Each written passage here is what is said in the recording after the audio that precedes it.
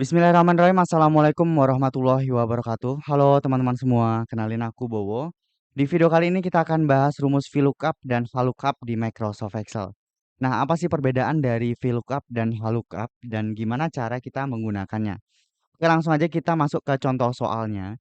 Di sini aku ada contoh data dan kita diminta untuk mengisi kolom nama, domisili, dan lama pengiriman. Dan di sebelah kanan saya teman-teman itu ada tabel informasi atau data informasi kita yang akan kita gunakan sebagai acuan untuk mengisi ketiga kolom ini tadi. Oke. Nah, sekarang perbedaan VLOOKUP dan VLOOKUP-nya dulu. Nah, VLOOKUP itu kepanjangan dari vertical lookup sedangkan VLOOKUP kepanjangan dari horizontal lookup.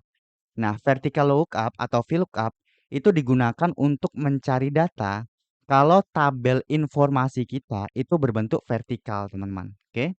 Sedangkan kalau VLOOKUP itu digunakan untuk mencari data jika tabel informasi kita itu berbentuk horizontal atau mendatar.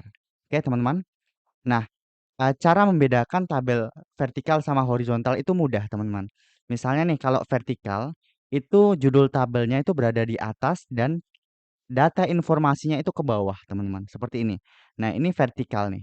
Oke. Sedangkan horizontal itu judul tabelnya ke bawah, sedangkan data informasinya itu mendatar atau dari kiri ke kanan gitu. Oke, ini dia. Ini horizontal, teman-teman. Nah, langsung aja kita coba rumusnya. Nah, di sini kita diminta untuk mengisi kolom nama nih, teman-teman. Jadi kita harus tahu dulu nama ini atau kolom yang akan kita isi ini berada pada tabel informasi yang mana, vertikal atau horizontal, teman-teman. Jadi kita lihat dulu, ternyata nama berada pada kolom atau tabel yang vertikal. Oke, maka dari itu kita gunain rumus VLOOKUP sama dengan VLOOKUP buka kurung. Nah, di sini Excel ngasih perintah nih. Kita diminta untuk ngeblok lookup value-nya atau data acuan kita untuk menemukan si nama itu tadi. Nah, kita bisa jadikan nomor pemesanan sebagai acuan kita. Kita blok dulu. Setelah itu koma. Nah, di sini Excel minta table array-nya nih, teman-teman. Table array adalah data informasi kita. Jadi kita blok aja data informasinya dari atas sampai bawah seperti ini. Oke. Jangan lupa tekan Fn F4 atau F4 untuk mengunci tabelnya ini, teman-teman.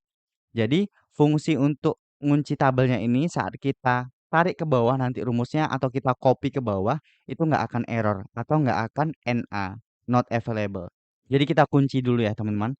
Tandanya udah dikunci itu akan keluar tanda dolar seperti ini. Setelah itu koma. Dan di sini Excel minta kita masukin kolom indeks 6. Nah, kolom indeks 6 ini adalah kita mau mencari kolom keberapa pada data informasi kita. Nah, kita kan mau mencari nama nih, oke? Kita akan mencari nama. Nah, nama ini berada pada kolom keberapa pada data informasi kita atau tabel informasi. Kita hitung nomor pemesanan kolom pertama, nama kolom kedua, jenis kelamin kolom ketiga, domisili kolom keempat. Nah, jadi nama berada pada kolom kedua ya teman-teman. Maka dari itu kita masukin 2. Setelah itu koma. Nah, di sini Excel ngasih kita opsi nih atau pilihan true atau false. Nah, true ini bisa digunakan atau diganti dengan angka 1, sedangkan false ini bisa diganti dengan angka 0. Kita masukin false atau 0 aja teman-teman. Di mana false atau 0 ini digunakan untuk atau berfungsi untuk mencari data yang sama persis dengan data informasinya. Oke, kita nggak mau hampir-hampir mirip, tapi harus sama persis. Maka dari itu kita gunain 0 atau false.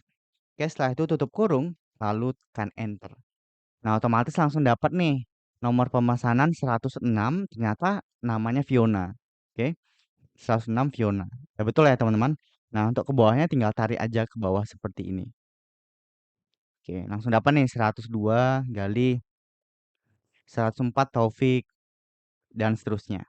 Nah, selanjutnya kita diminta untuk mengisi kolom domisili. Nah, kita lihat dulu domisili ini berada pada tabel informasi yang seperti apa, vertikal atau horizontal. Ternyata domisili masih di vertikal. Maka dari itu kita masukin rumus VLOOKUP sama dengan VLOOKUP buka kurung.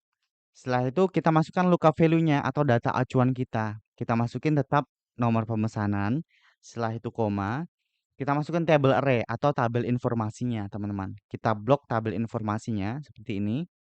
Jangan lupa tekan F4 atau Fn F4 seperti tadi untuk mengunci tabelnya. Setelah itu koma, kita masukkan kolom indeks 6. Nah, kita akan mau mencari domisili nih, teman-teman. Nah, domisili ini berada pada kolom keberapa? Pada tabel referensi. Oke, ternyata domisili berada pada kolom ke-4. Maka dari itu kita masukin 4. Setelah itu koma, kita masukin 0 atau false. Oke, karena kita mau mencari data yang sama persis dengan tabel referensi. Setelah itu tutup kurung, lalu tekan enter. Nah, otomatis dapat nih, Fiona ada di Bandung. Coba kita lihat Fiona Bandung. Oke, domisilinya Bandung. Oke, untuk ke bawahnya tinggal tarik aja seperti ini. Gali Surabaya, betul. Taufik Surabaya. Oke. Nah, selanjutnya lama pengiriman nih, teman-teman. Kita lihat dulu, lama pengiriman ini berada pada tabel informasi yang berbentuk seperti apa? Vertikal atau horizontal. Nah, ternyata lama pengiriman ini berada pada tabel horizontal, teman-teman. Jadi kita nggak bisa pakai VLOOKUP. Maka dari itu kita pakai horizontal lookup atau HLOOKUP. Kenapa? Karena data informasi kita berbentuk horizontal atau mendatar. Oke, kita masukin sama dengan HLOOKUP, buka kurung. Nah, kita blok nih lookup value-nya. Nah, lookup value di sini bukan nomor pemesanan lagi, teman-teman, tetapi domisilinya. Karena di sini ada kota ya, Jogja, Bandung, Medan, dan Surabaya. Itu kan domisili. Kita blok Bandung, ini D4 ini. Setelah itu koma, kita masukkan table array nih. Table array bukan di sini lagi ya, teman-teman, tapi yang di sini. Kita blok, oke. Jangan lupa tekan Fn F4 atau F4 untuk mengunci tabelnya. Setelah itu koma. Nah, di sini row index 6. Jadi kalau di VLOOKUP tadi kolom indeks 6, sedangkan di HLOOKUP itu row index 6, di mana kita mau mencari nih lama pengiriman ini berada pada baris keberapa pada tabel informasi. Ternyata lama pengiriman berada pada baris kedua. Kota 1, lama pengiriman 2. Oke, maka dari itu kita masukin 2. Setelah itu koma, kita masukin true atau false. Kita masukin 0 atau false untuk mendapatkan data yang sama persis. Setelah itu tutup kurung, lalu tekan enter. Nah, otomatis di sini Bandung 2 hari, teman-teman.